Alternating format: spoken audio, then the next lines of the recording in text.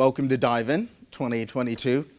I'm going to spend a little bit of time talking about what we need to do to get our market and our culture to the next horizon. But before we do, let's understand where we've come from. 1773, we've got the kind of the idea of a lead underwriter. 1877, we have the first non-marine policy. 1904, the first car policy. 1965, we have the first satellite policy. So what's the point I'm making? Our market has always changed with the time. We've always adapted our products to change with the time, but it's not just the products that we put out there. It's also responding to social change. And in 1972, something momentous happened. The first woman broker worked at Lloyd's, Lillian Archibald. And at the end of her first day, this was her quote: "The roof didn't fall off." And I love that quote because when I heard it, the first thing I thought was, well, if the roof fell off, brilliant place for it to be well insured, right? But joking aside, this was probably the first crack in the glass ceiling. Cue a couple of decades, fast forward, and our market starts to become under pressure as societal needs and expectations change. And 2019, when Bloomberg hit, was probably the start of a dedicated culture journey for our market. We think about the cultural advisory group. We think about the culture surveys and gathering data for the first time. We were moving that conversation ahead well. And in 2020, another global culture movement happened. We were one of the first organizations to come and apologize for our role in the transatlantic slave economy. And we have done a bunch of work this year to research our history, to reflect on that, and repair some of the legacy that we've had. And there'll be more about that in Black History Month, including progress with our partnership with Johns Hopkins University and Black Beyond Data. So I won't give any spoilers today, but we have a number of plans well underway to address that legacy. And then the world changed around us again with COVID. And we're all still trying to find that balance, that right balance between remote, flexible, agile working, how people need to be back in the office. What's the balance for that? That is a challenge that the whole business world is facing. And that brings us on to this year. How are we doing in 2022? Well, the good news is that women's representation is increasing, both across the market and in leadership. 42% women in the market, 30% in leadership. It is increasing bit by bit by bit. But that headline data does hide some uncomfortable truths. Actually, what is the makeup of those women on boards? Are they non-executives? And actually, how are we doing in our technical roles? Chief Underwriting Officer, actuarials. So there is definite progress, but more to do. Ethnic minority representation, likewise, is increasing. But our data tells us at about 1% per year. 9% ethnic minorities in the market, and 5% in leadership positions. Either way you slice it, it's pretty low. We're starting to understand how representative we are of LGBT plus groups, and around 2% our data tells us in the sector. But that glass ceiling that I mentioned before, we haven't smashed it yet. We still have all-male boards and all-male excos in the sector. Disability representation is fairly low, but we have some understanding of how it is increasing. Yet we are a global market. And to be honest with you, our data globally is patchy. We're not sure how well we represent the geographies that we are in. But although we've made progress, let's not clap too loudly at this point. You won't need me to read through this slide, but needless to say, our market is behind the rest of financial services. The corporation's doing very well on women and ethnic minority representation, but we still lag behind on other groups. And we can see that we have more to do. Our progress has been good. We've been focused on it. But if we're going to increase that progress, we need a new approach. Lloyd's has launched our new culture strategy, which will be available from our .com pages later this week. And the point of that is to move to a broader inclusion approach, to ensure that we're doing things, the things that we need, targeted action to make real change. But the reality is, if we want to make faster change, and we need to, we've got to change the way we're thinking about D&I. This is the best marketplace in the world to manage risk. So why are we not thinking about change and D&I like we would think about insurance? Because this market is experts in that. I think we'd all recognize that talent is one of the major assets of this market. This market doesn't function without great people in it. Yet, we've allowed talent and diversity as a major risk to continue to get more and more and more. We know where there's less talent, there's greater demand for that talent, and that's a risk as well. And what happens in that situation? The cost of talent goes up. So if we're all scrambling for talent, what are we doing? We're poaching from each other in many cases. That doesn't have the right effect for a market as a whole. It's a short-term solution for your organization only.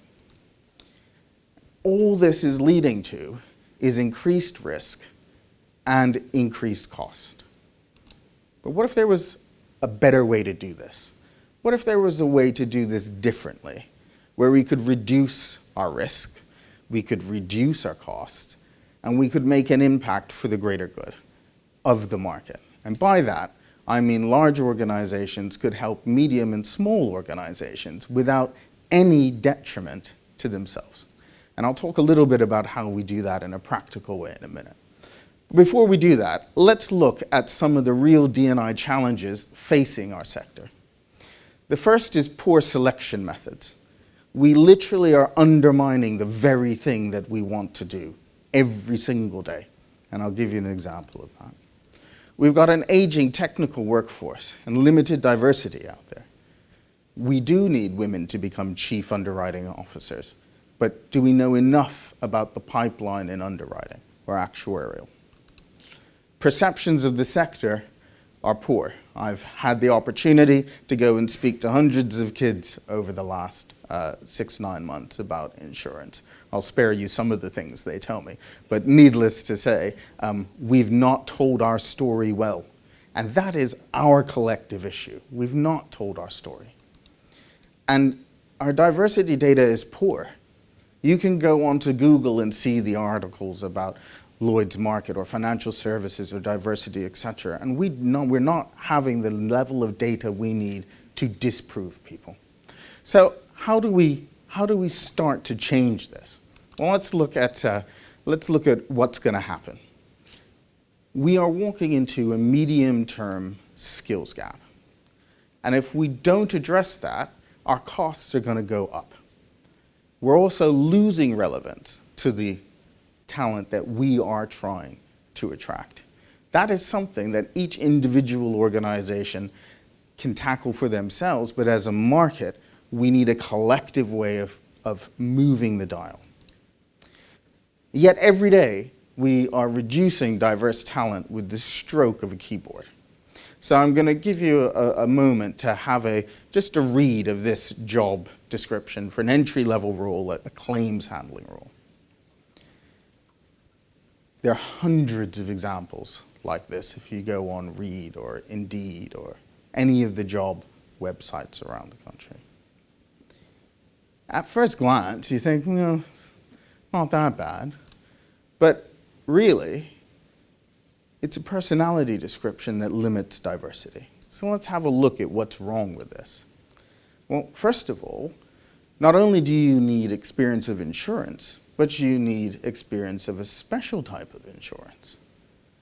Well, think back to those diversity statistics that we just gave about how our market looks. We've already reduced our talent pool. What are the skills? What are the objective things we're selecting on? Well, good relationship building skills. There's one skill in there. And actually, it's a male-centric descriptor as well. Confident, personable, well-spoken. It's only missing my favorite too, which is gravitas and credibility, before you really understand what you're doing.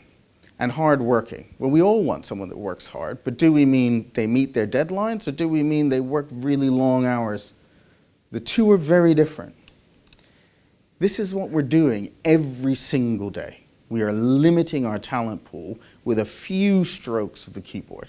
A recent survey in banking and financial services, 74% of HR leaders said that diversity and inclusion was one of their major things to draw in talent.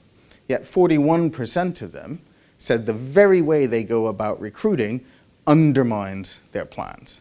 This is what we are doing overall in the sector every day. We could also have a look at senior level recruitment, which relies heavily on network. And we're not using all the tools at our disposal there either. So that's just an example of getting talent in. Now, there are ways that we can move this on. There are ways we can achieve economies of scale, that we can pool risk, and we can do things better. But at the moment, every day, we waste talent that we cannot afford to waste. I'll give you an example just from the corporation's own early career schemes. 5,000 applicants come to us, 33 of them are successful, but 83 passed the selection. We lost 50 perfectly good candidates for this market. If we extrapolate that and say, actually, the large organizations in this sector probably lost the same amount of candidates, even if we just took 10 of them, all of a sudden, we've lost 500 perfectly good candidates. And I like to call them silver medalists. Great candidates, very employable, and we lost them. We collectively lost them. And why does that matter? It matters because we cannot afford to lose them. Sybil did a survey of 15,000 school leavers this year. Insurance ranked 10th from the 16 industries available in that survey. 2% more popular than construction, but was less popular than 2021.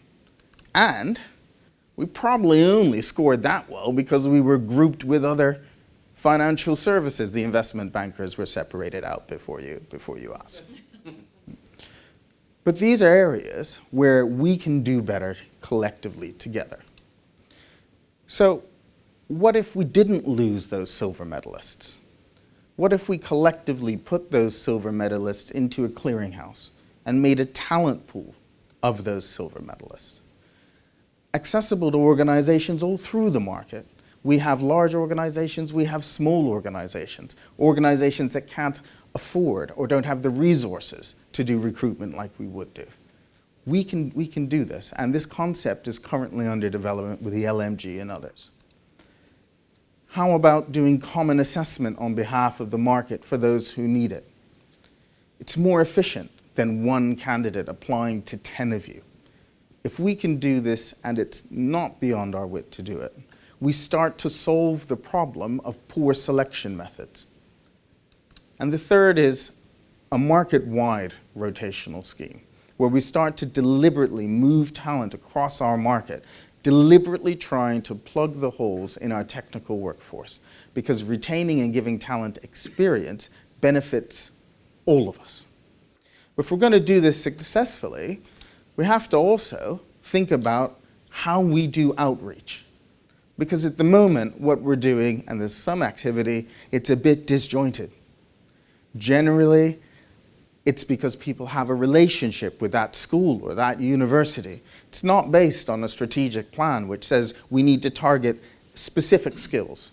We need to target schools and universities where we're going to get the diversity and the social mobility of the future. And we need some common collateral. This is not about saying that you can't market what you want to market for your individual organizations. But young people don't understand our industry. They don't understand us any differently than car insurance or house insurance. We're losing that argument. They don't understand that this is a global market. Your career can take you all around the world. There are plenty of ways, plenty of roles in this market. We're not explaining that. They don't understand that. And that's why we're 10th out of 16. And if we think about large organizations in this market and even small organizations in this market, we often give people time for volunteering, one-day volunteering. Many of us have those policies. If we could get even 500 people across this market to participate in a properly planned outreach program, we will shift the dial dramatically within 3 years. And that's how we do things as a collective. We can pool our risk and improve our results and lower all our costs at the same time by being more efficient. But when we go to reach out to that diverse talent, we need to be able to prove to them that we are changing. And that's why collecting that data becomes so important.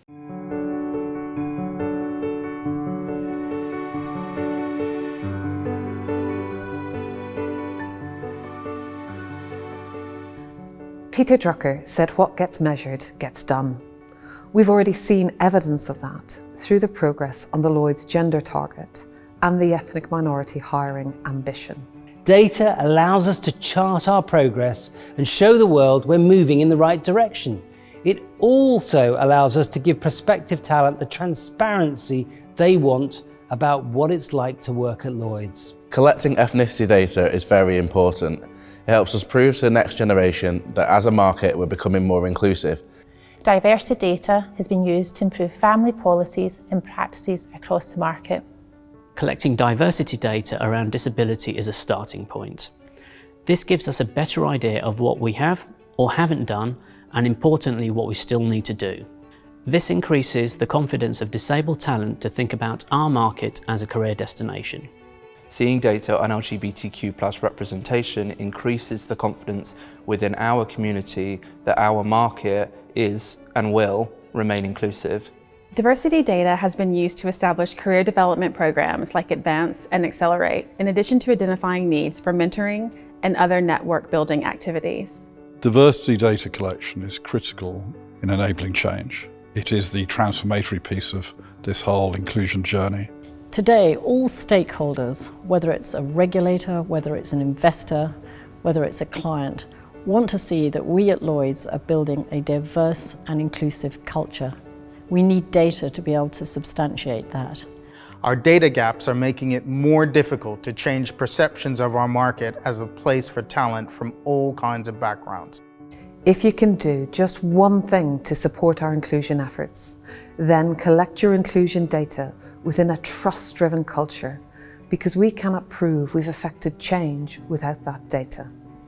But that task lies with the whole market, which is why we need your support.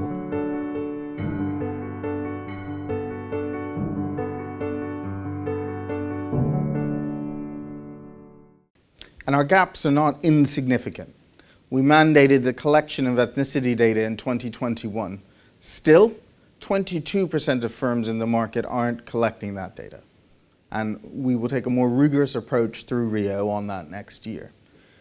40% have no disability data, 60% no sexual orientation data, and only 3 firms are monitoring social mobility. Make no mistake, this is the type of information that we need to prove to talent that we're changing. Without it, we don't have the proof points that we need. As insurers, you rely on data to manage risk. This is no different. So let's approach the issue like that. That brings me on to you, your role as leaders. We need to be far more deliberate in the decisions that we make. We need to use our data for targeted interventions and collectively do things together where we can lower costs and make more impact. This is about the future direction of our market. And as leaders, this is about you. If we can do this, we take a leadership position, we act together where we can, within a few years, we can change this sector to truly be a destination for global talent. And that is the next horizon for us. We just need to get there. Thank you.